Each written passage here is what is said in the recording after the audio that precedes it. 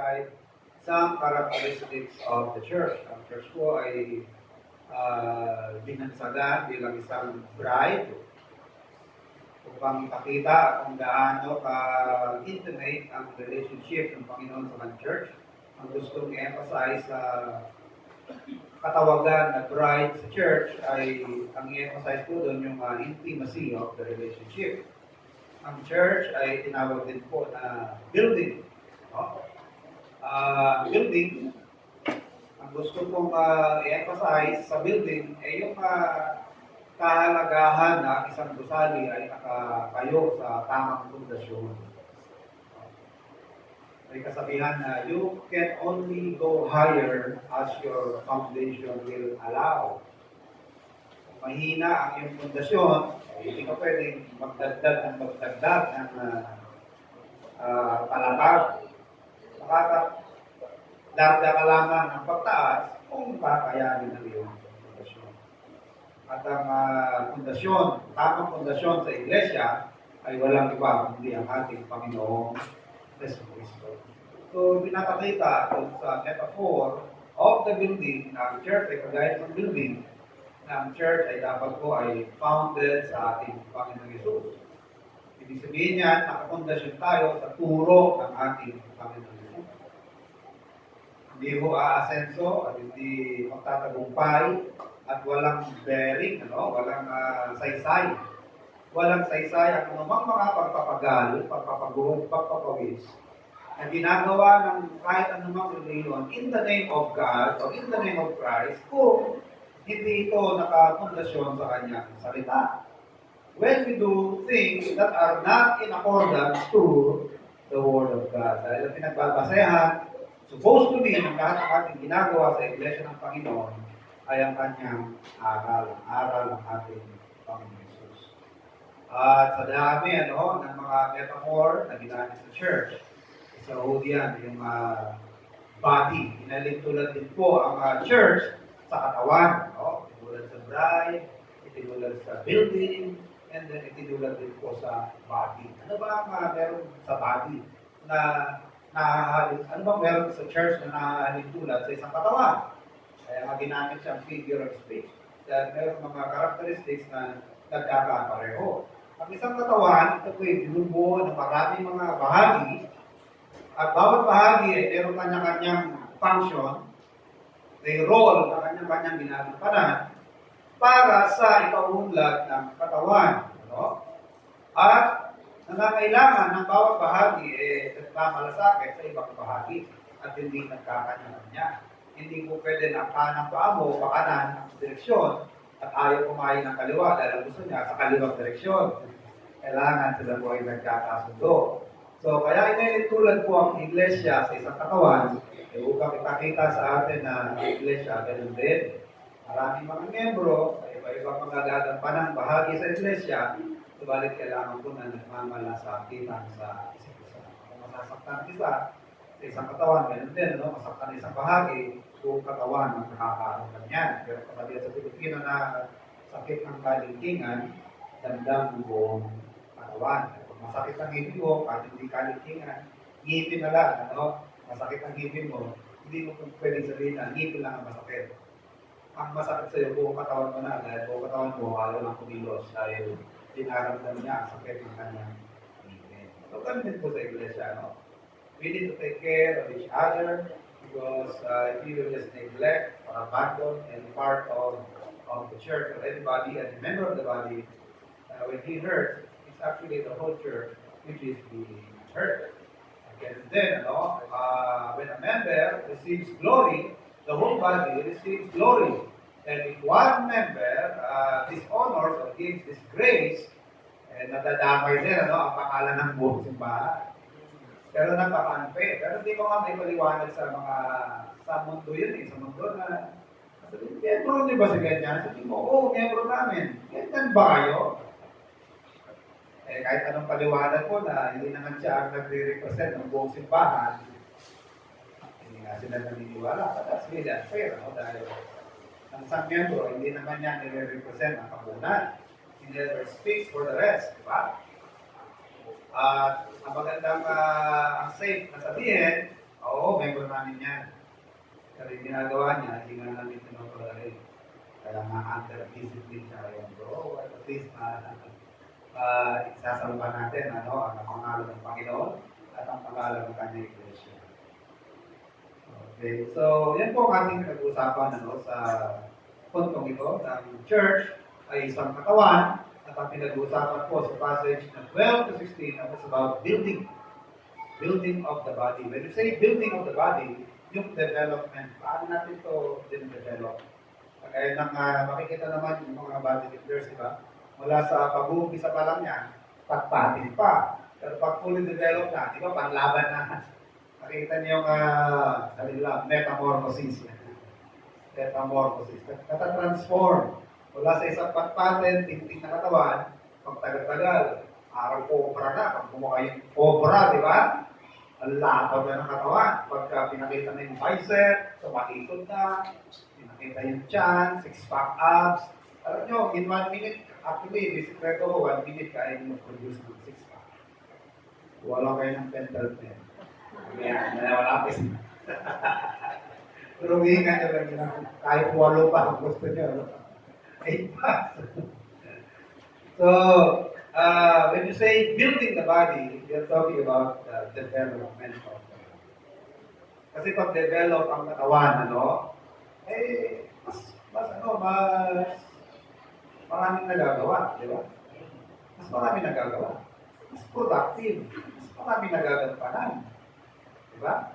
Kaya nga kailangan pineflex ang muscles, na-stretch, dahil pag hindi nga nagagalaw siya ito katawan, kahit napakagaan, bigat na bigat ka na. Pero pag marati ka sanay sa mabigat, kahit mabigat na, gaman naman na. Dahil marati ka na reflex, marati ka na i-strain. So, kailangan mo natin ma-develop ang ating mga muscles for greater use, whether as individuals or whether as a church. Kailangan ko ma-develop tayo as individual believers, and eventually the whole church will be developed for greater service and productivity.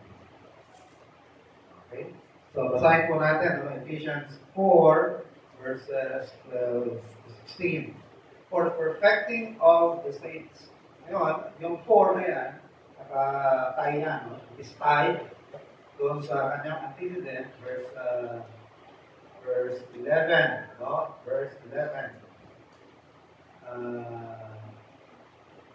ba yung nasa verse 11? Apostles, and prophets. And then, evangelists,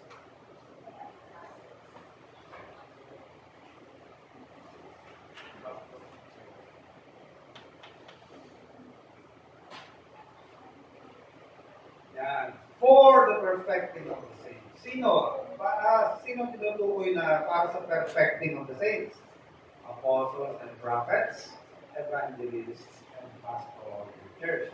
So, apostles and prophets, non-existing na sila, non-extant na.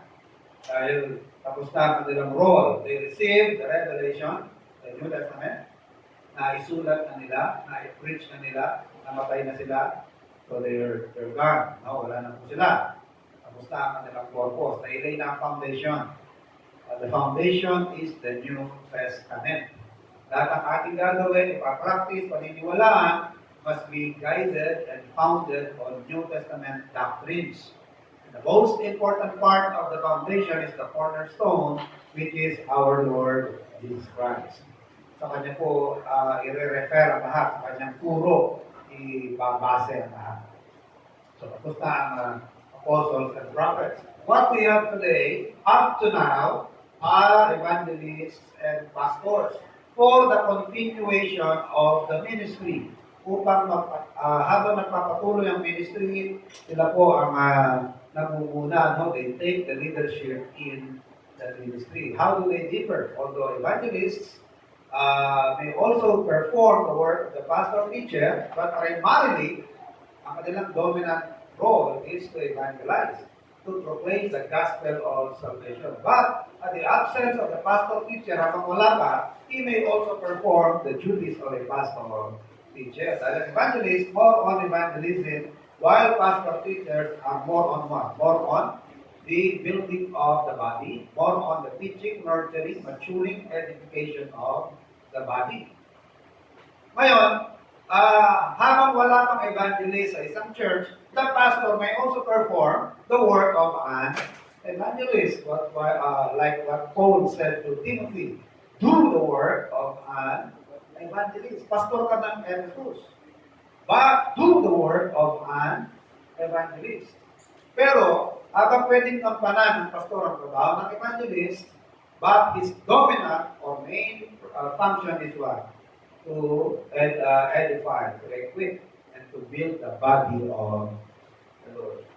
Ang kanyang pong pangunahing role is discipleship. Ang evangelist, evangelism. Ang pastor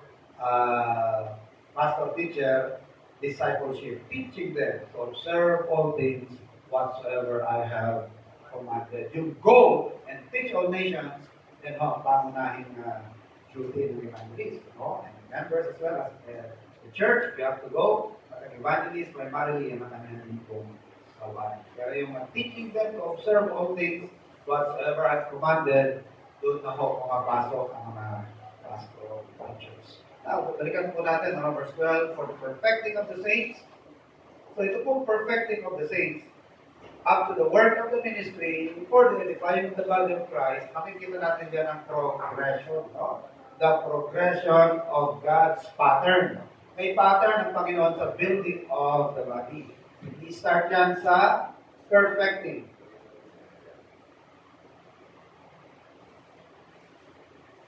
Perfecting simply means to equip, equipping. And then ministry, service, or ministry. And then building up.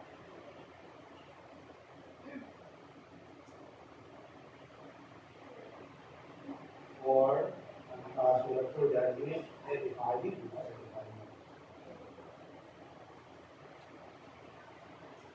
Yan. Dito po sa perfecting, there are 4. Meron pong 4, no? Tools ng Panginoon na ginagamit. Ano po yung 4 na yan? The Word of God.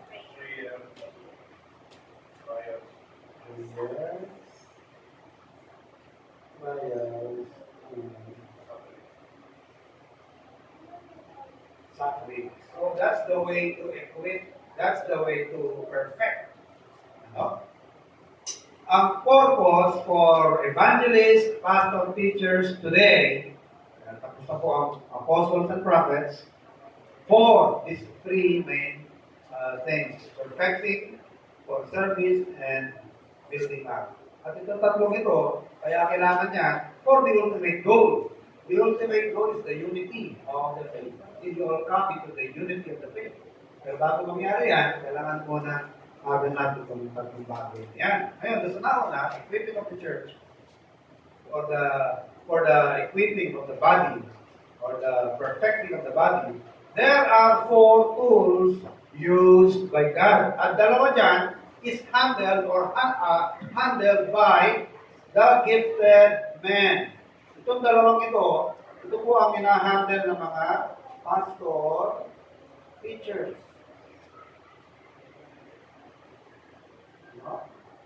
While these 2, ito naman pong dalawa, it is God who administers these 2 at His sovereign will and sovereign pleasure. Na pag dumating ang trials and sufferings, the proper reaction for a child of God should be is to respond in trust and obedience. Kapag dumadating ang trials na binibigay ng Panginoon, tandaan natin, ang trials hindi nanggagaling sa demonyo. No? Ang trials ay binibigay ng Panginoon. Maaari po na si Satanas, maging accessory, instrumento ng Panginoon sa mga trial and suffering ng Kristiyano. Pero ang nag-a-arrange mo niyan ay ang Diyos. Dahil hindi naman po gagawin ni Satanas yan na walang permiso ng Panginoon. Pakikita niyo dyan ang pattern yan sa buhay ni Job, di ba? Bago dumating ang mga pagsubok, yung trial, at maliban sa trial, yung sufferings, walang nagagawa sa Satanas na hindi niya inihingi ng permiso mula sa Panginoon. Kaya ang sabi sa atin ni Santiago, count it all joy when you fall into diverse temptations. Ano temptation? Trials. When you fall into diverse trials. Dahil may purpose ang Panginoon. The purpose is our equipping or perfecting. Because trials and sufferings are what? Ano bang purpose niyan? Trials and sufferings are for our refinement, for purging, for our refinement. Maraming hindi tama sa buhay natin. Una, yung yabang natin, yung pride natin. Paano nawawala yan? When God humbles us, ibaba tayo ng Panginoon, iloobin ng Panginoon na maglagay tayo sa mababa, at doon natin matututunan na ibig sabihin ng humility. Doon natin matututunan yung dependence na sinasabi. Dahil all along, wala kang ibang dependence, yung sarili mo lang. Yung pinag-aralan mo, yung talento mo, skill mo, yung connection mo, yung backer mo, yung kakilala mo, kamag-anak mo, mga ninong-ninang mo. Alisin lahat ng Panginoon niyan. Kaya yung nangyari kayo, na lahat ang pwede niyang asahan, pati kalusugan niya, na pwede niyang asahan para kumita, tinanggal ng Panginoon. Pero nagwagi, nagtagumpay si Job, dahil he reacted in what? He responded in faith and obedience. How did Job respond? Sabi niya, the Lord giveth, the Lord taketh away.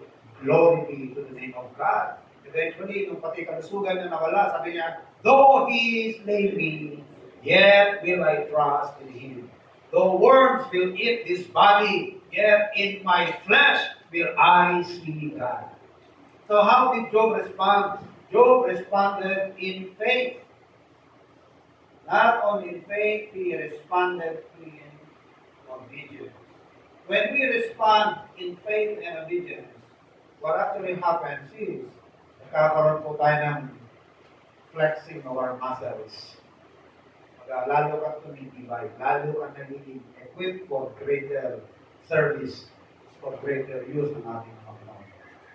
Like kung mahina ang iyong muscle, konting tuwal pa lang, ayoko na, hindi ko na kaya. Kahit hindi ka pa sanay sa probinsya, sanay tayo sa gripo. Pagdating mo ng probinsya, walang gripo, patay ko pang tuwig. Tapos alok doon sa balon, doon sa patis. Malayo ba yun? Malapit. Lapit kami yun. Malapit pala 5 kilometro. Probinsya, ganyan. Doon lang, doon. Diyan lang yun. Diyan lang nila, 5 kilometro. Huwag kayong papanin lang sa mga probinsya. Sa probinsya, sa mga baryo-baryo, everybody knows everybody. Kaya pag nagbanggit ka lang ng pangalan, kilala nila yun, doon lang yun! Pero yun doon nila. Sabay sila sa malayo ang mga lakaran. Parang ang lapit-lapit lang sa kanila. Eh tayo na, yan lang sa kanta ng simbahan eh, magpapadyak ka pa, magpa-tricycle ka pa, magpa-pedicab ka pa. Tayo, layo-layo na yun. Diba? Nagulat ka ako, nagkaroon ng pilahan ng tricycle dito nila, kung ng sibay. Yan kung tutusin. Nilalahat ng dati yan. Nagulat ka ako, yan pa namang distansya yan eh. Magta-tricycle pa. Di ba naiisip ng mga tao yan na parang nadadadaya sila sa bayan? Napakanapin lang yan. Dahil dati naman wala yan. Dati wala yan eh. Pag napunta ng sila, talagang lakad lang yan. Kaya hanggang ngayon, sanay ako na hindi sumasakay. Kahit hindi ako nakamotor. Naglalakad ako dahil hindi na ako sanay na tinatry dahil unang salta ko ito, lakad na ako ng lakad. Dahil talaga naman malapit lang. So, pagka tayo may nagre-respond sa mga trials natin, kahit anong nangyayari, sa Panginoon ka pa rin, may kasabihan na pagkaligipit, kahit sa pagkaling, kumakapit, kahit na hindi na sa paraan ng Diyos, hindi na sa kagustuhan pa, nakakapit pa rin tayo. Eh, yun, bagsak ka sa test, hindi ka pumasa sa test. Pero kung ang Kristiyano, sa kanyang mga test na dinaranas, he kept on believing in the Lord. He kept on clinging to the promises of God. And not only he clung to the promises, nag-obey. ginagawa pa rin yan. Minsan, itetest ka kung magta-type ka ba o hindi. Dahil, minsan sa budgeting natin, hindi kasama mga sakit. Minsan, nag-budget ka ng sweldo mo, kasama ba sa budget yung mga kamag-anak na nadala. Diba? Matutuwa, ay, dinalaw ko ng kamag-anak ko. Pwede ba 1 week muna ako dito? Ganyan, di ba? Pwede ba 1 week muna kami ng pamilya? Dahil kailangan namin pumunta ng probinsya, inaantay namin yung aming ticket o aming abroad. Pwede ba dito na kami mag-antay 1 week? So, wala sa budget ko. Diba? Alam ka naman, siyempre, tayo mga Pilipino, mahiya, alam ka naman, di ba, nakasasabi ka ba yan? O, paano yung kakainin nyo? Paano yung... Di ba, sasabi yan. Tayo, mas malamang na, wala ko, sige, dito kayo. Pero, sa loob-loob mo, lagot. Sira. Ngayon, tatay ka pa ba? Wala kang naka-ready para sa budget sa bisita o sa sakit, di ba? O, nagutunan mo na at turo. Ngayon, mag-obey ka ba? Naniniwala ka sa the Lord will open windows of heaven and pour you out blessings where there is no room enough to receive it. At will you obey? Yun na nga, will you obey? Kasi sabi ko mga kapatid, the greatest growth for a Christian ay hindi yung mga bagong natutunan. The greatest growth in spirituality is actually application and obedience to the things that you already know for a long, long time. Marami tayong bagay na narinig na, alam na, ang problema lang, hindi nyo na-apply ng maayos.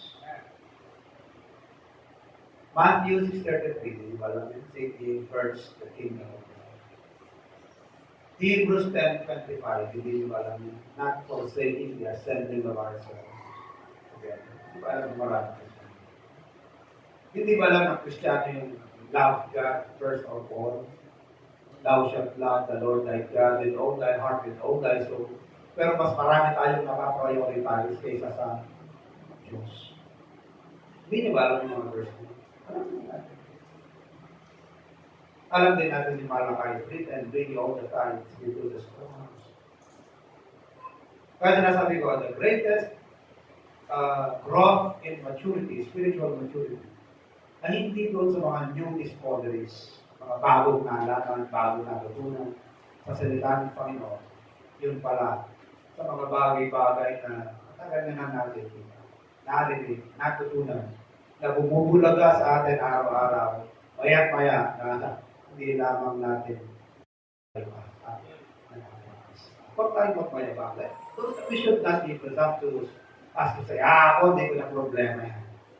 Because none of the Lord's teachings can be overlearned or mastered by anyone else. Why? Bakit hindi natin master at overlearn ang mga teachings ng Panginoon? Because of our struggle with our unbelief flesh. Because of our struggle with our depraved nature. Kahit natutunan mo na yan, may mga pagkakataon na kahit matagal mo nagagawa sanayan na may mga pagkakataon na parang sinisikwat-sikwat ka pa niyan. Matanda ka ng Kristiyano, sisikwatin ka na. Sige nga, gawin mo nga sa pagkakataon ito. Tuparin mo nga yan sa pagkakataon ito. Tingnan natin. Yung sinasabi ng vengeance is mine. Sige nga, hindi ka galantay sa nangyayari ko, hindi ka galantay. Tingnan mo nga, sisikwatin tayo sa Satanas. Diba? So mga kapatid, we can never master or overlearn any of the doctrines of the Lord. Ang matinding struggle yan. Kaya nga, higit na lalong dapat tayo na habang nanginida, sabi ng Panginoon, without me, you can do nothing. Kaya nga, binigay ng Panginoon ang prayer. He gave us the word, He gave us prayer. At yan, makakatulong din dito sa dalawang ito. So, word, dito sa tools na binigay ng Panginoon for the perfecting of the saints, ang pinaka-importante is the Word of God. All Scripture, 2 Timothy 3:16 and 17, all Scripture is given by inspiration of God, it is profitable for doctrine, for teaching, doctrine means teaching, for reproof, for correction, for instruction in righteousness, that the man of God may be perfect, perfecting, or equipped. Sabi in verse 17, truly furnished, or truly equipped unto all good works. Ano yung good works? Service. You are equipped for service. Hindi yung service muna ng service, hindi pa equipped. Kaya ano nagsa-service na hindi pa equipped? Pumalpa, ano nangyari? Disaster. Nagseserve na kagad, nag-evangelize, hindi kinayanan ng persecution, nakipagsuntukan. Hindi ako pinalaki ng nanay ko, parang burahin mo, bastusin mo ha, anong gusto ko? Nag-evangelize ka at sinastos ka ng evangelize mo. Bigla mo nalimutan na, ano ka, nalimutan mo Kristiyano ka. Hindi ako pinalaki ng nanay ko, para bastusin na ganyan ha. Gusto mo lumabas ang luma mong pagkatao? Gusto mong ilabas ko yung tunay? Gusto mong pakita ko sa'yo, agil ako? Sisiw na nga yan eh. Gusto mong gawin kong agil na uli yan? Bulatin na nga ito eh. Gusto mong gawin cobra uli yan? So, kailangan muna natin ma-equip. And the Word of God is very much needed for our equipping. John 15:3, now we are clean through the words which I have spoken unto you.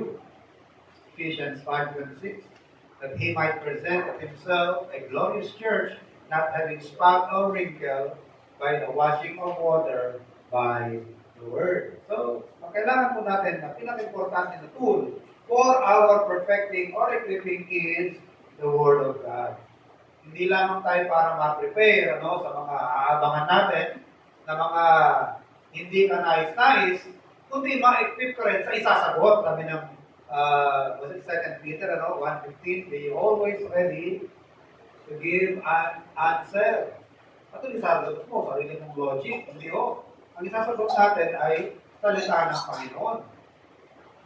Ang salita ng Panginoon, hindi mo lamang isasagot sa kanila, kundi i-arrange mo sa magandang forma, para madaling nilang maintindihan. Na talagang,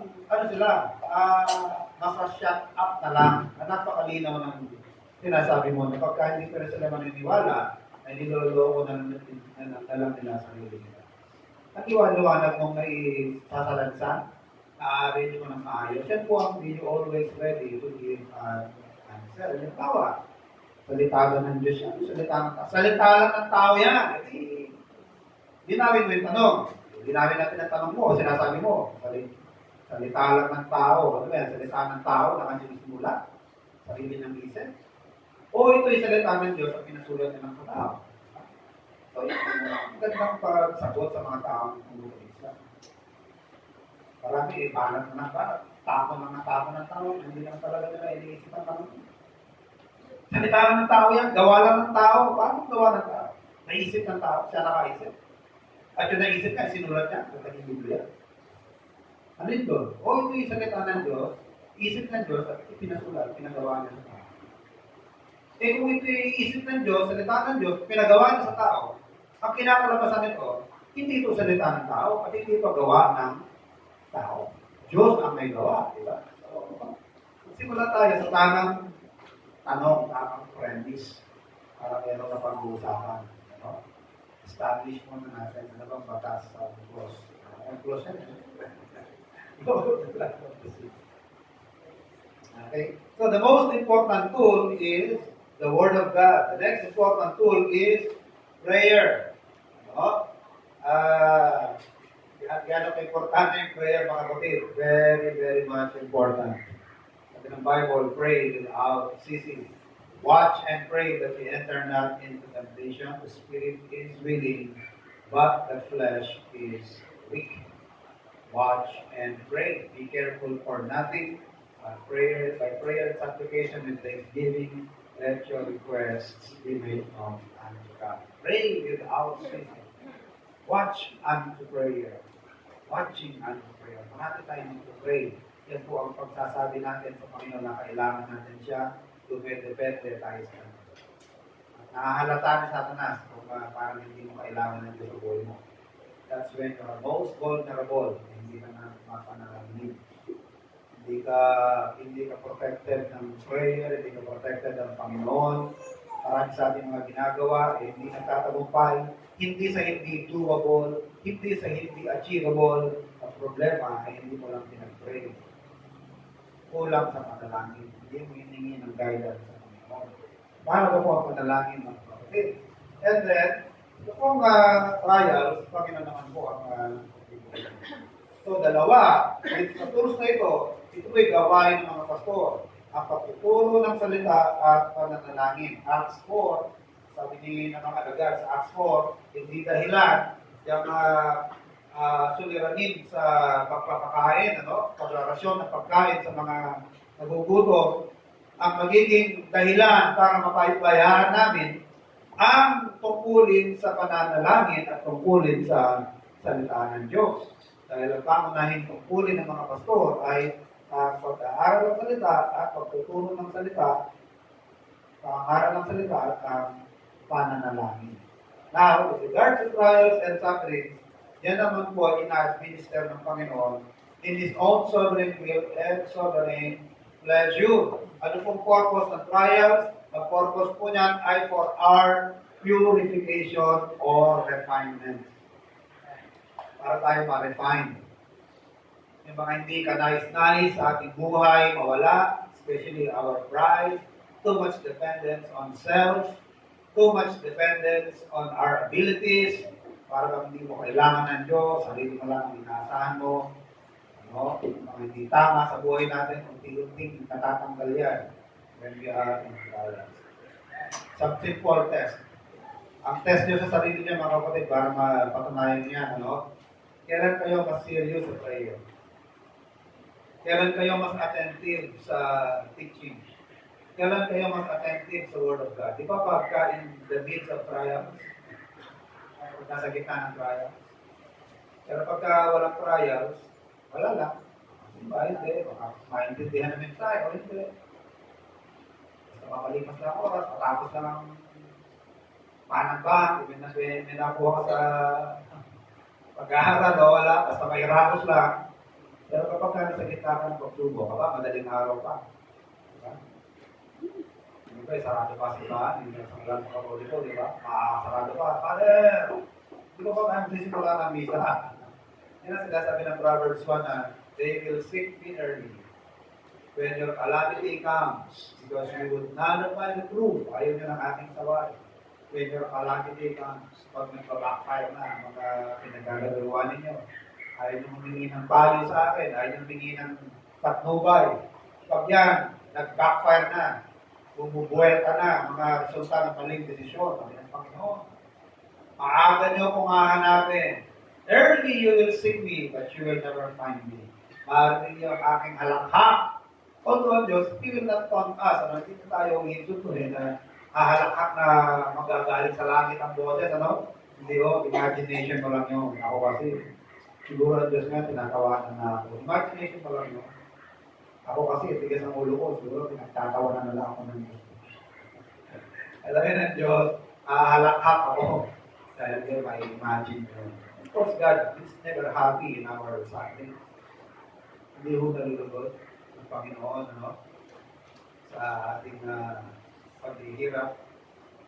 Ang inanais ng Panginoon, isa na natutunan ng anak ko, leksyon.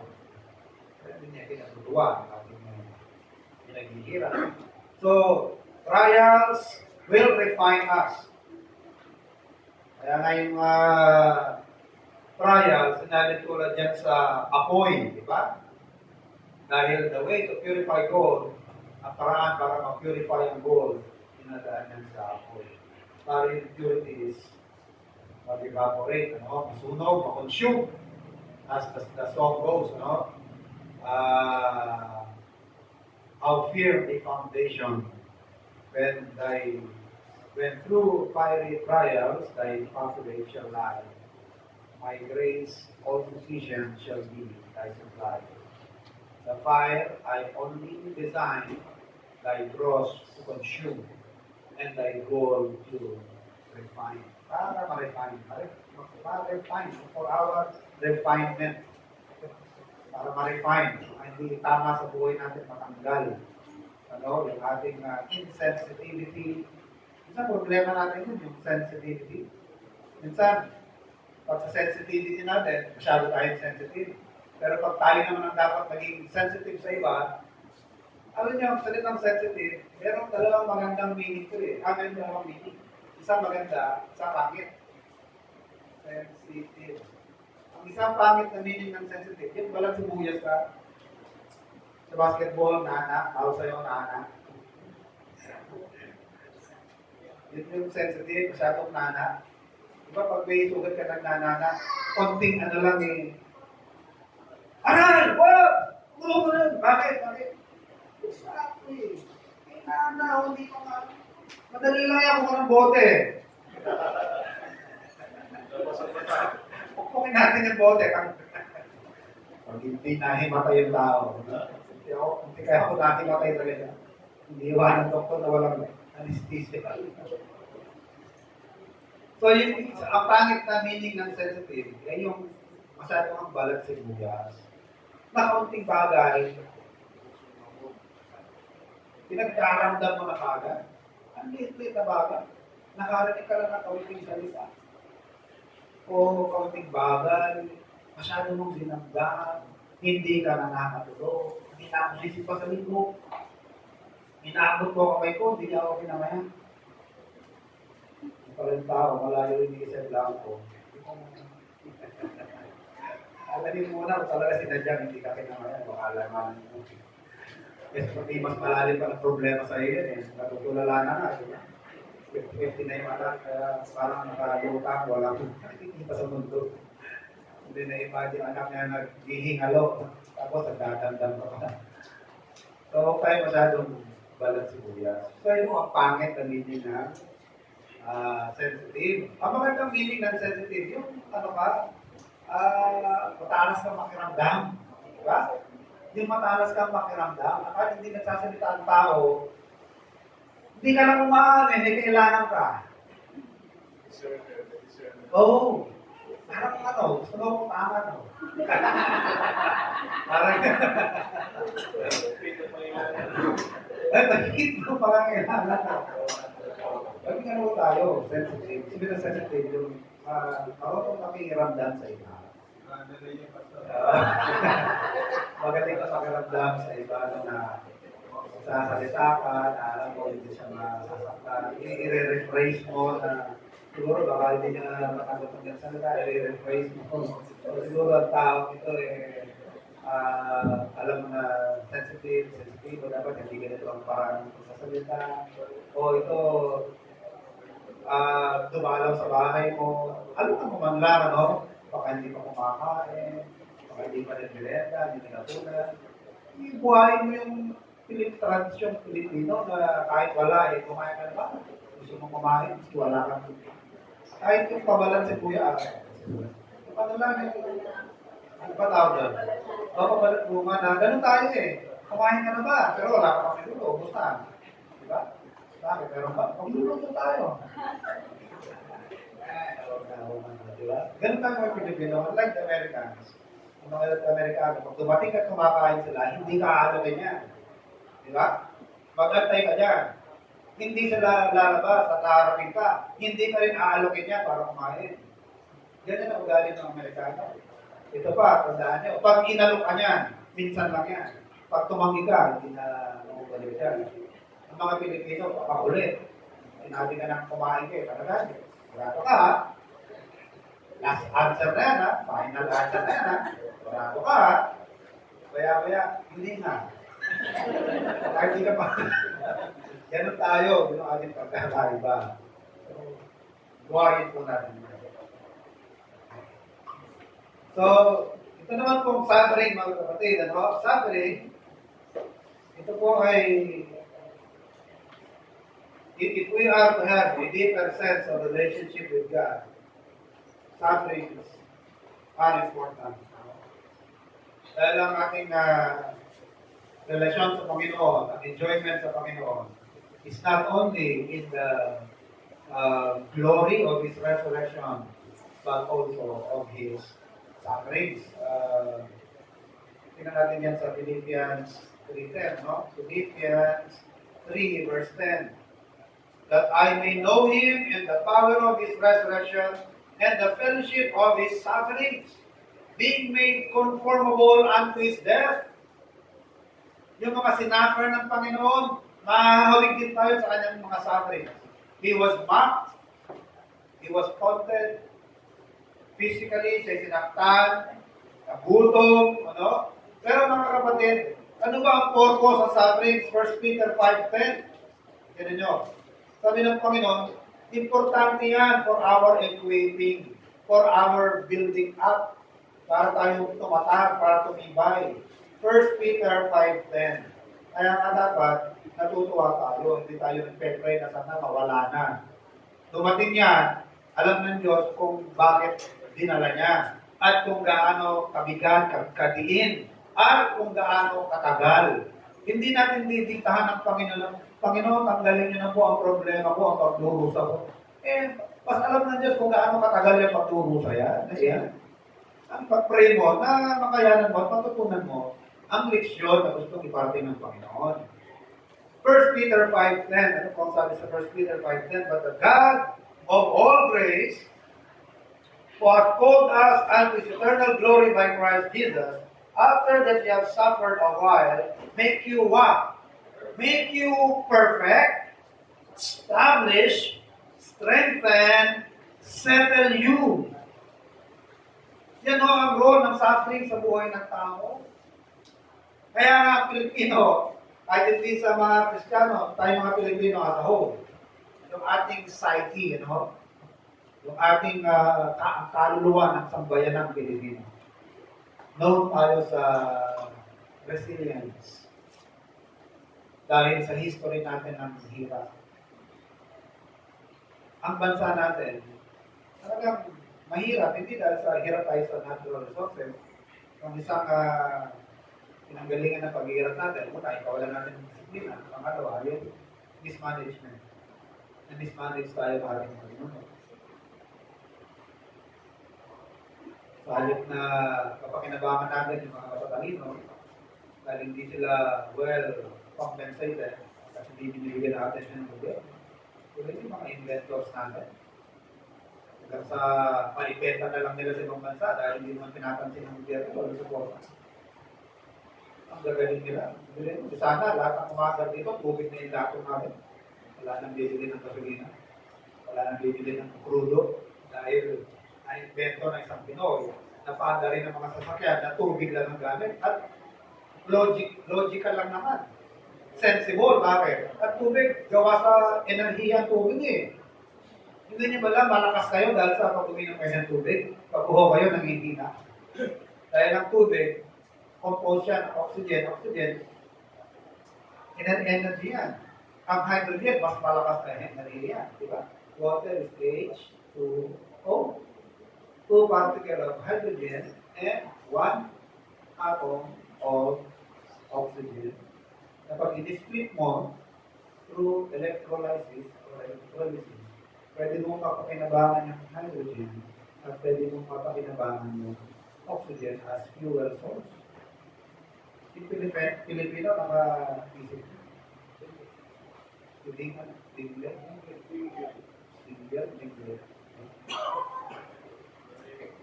O ngayon, dahil sa mismanage tayo, ubusan tayo ng mga matatalino, magagaling na piloto, pero na malalaking sahod. Kasi, pinadalaw pa tayo ng bagyo, higit 20 taon. So dahil sa, alam natin, wala rin tayong maasahan sa gobyerno, hindi kanya-kanya tayo, pagkatapos ng bagyo, sige, liquid. Lahat ng junk, ibenta na, pinabangan pa, yung pwede pa, itayo na naman. Ang bilis natin tumayo, di ba? Bilis natin lumangon. Kumbaga, kaya hanga yung mga reporters, hindi na akalain na aftermath ng Yolanda, agad-agad, tatayo na agad, naglilinis na. Sa US, nag-iiyakan pa yan, nilinisin na ng gobyerno yan. tayo walang masisi, kaya sige, kanya-kanyang linis, kanya-kanyang hapot, kanya-kanyang payo. Yan. Dahil sanay na tayo sa Saturdays, kumbaga, established na tayo. Tanggap na natin na ganun talaga ang buhay ng mga Pilipino. Nakangiti pa. Pero mo, namatayan na sa po, pagpihit ng camera eh. Ay, ganun. Namatayan na yan. Iyak yan. Pero pagka gumanya ng camera, diba? Ngayon po ang purpose ng Saturdays. Na-establish tayo. Na-strengthen. Lalo na kung malimit ka nagsasabi. Dahil alam mo na ang ibig sabihin ng suffering. At napatunayan mo na rin na hindi nagpapabaya ang Panginoon sa kanyang mga pangako. Dahil sa mga punto na malapit ka ng sumuko, doon naman dumarating ang tulong ng Panginoon. Kaya napapatunayan mo ang Panginoon. Napuprove mo na siya ay tapat sa I will never leave thee nor forsake me. When you walk through the water shall not overflow thee. Hindi ka niya lulubuin at sasamahan ka pa ng Panginoon kung saan ka man may ako. Yung tatlong Hebrew children, sinamahan ng Panginoon sa gitna ng apoy. Diba? Sasamahan tayo ng Panginoon. Sabi ng mga footprints in the sun, hindi nakakala kung iniiwan kita dahil dalawang pair na lang, isang pair na lang nakikita mong footsteps. Eh, hindi na ikaw ngayon eh. Ako na yun na naglalakad at ikaw. Bit-bit na kita noon. Hindi kita iniiwan. Binibit-bit na kita. So, kailan natin na-prove yun? When we are in sufferings. Pero pag hindi ka sanay sa sufferings, kaunting suffering lang, angal na nangal. Ganito ba maging Kristiyano? Mabuti pa naman hindi ako Baptist. Wala akong ganitong problema. Mabuti pa naman hindi ako Kristiyano.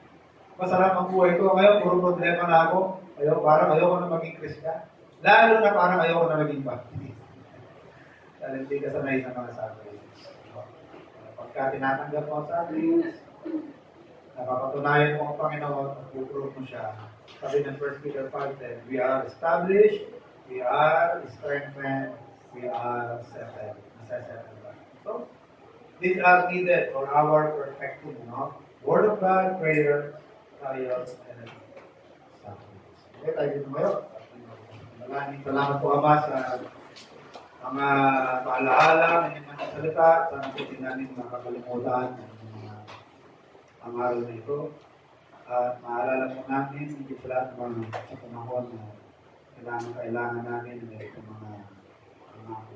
Tulungan niyo kami, Ama, na hindi takot sa aming mga paligid, sa aming mga sirkumstansya. Hindi tuloy ako na manalig at manangan sa inyong mga pinangako. At nawa maniwala ng palataya sa inyo ay pili patapad. Mulan po man yung patubay at pagpapala sa patuloy namin panabahan sa araw nito, patuloy kayo mag-aasa ng Panginoon. Mulan po ang kanyang dalangin sa naman ng Diyos. Ito po tayo.